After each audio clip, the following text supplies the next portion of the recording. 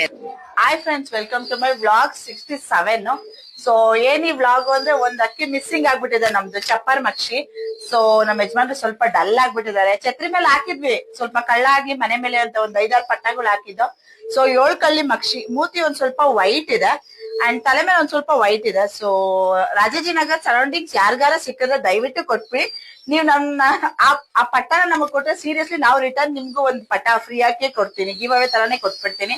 ನೀವ್ ಯಾವ್ದ್ ಕೇಳ್ತೀರಾ ಅದ್ ಕೊಡಲ್ಲ, ಬಟ್ ನನ್ಗೆ ಯಾವ್ದು ನಿಮ್ಗೆ ಕೊಡ್ಬೇಕು ಅಂತ ಮನ್ಸು ಪ್ರೀತಿಯಿಂದ ಕೊಡ್ತೀನಿ.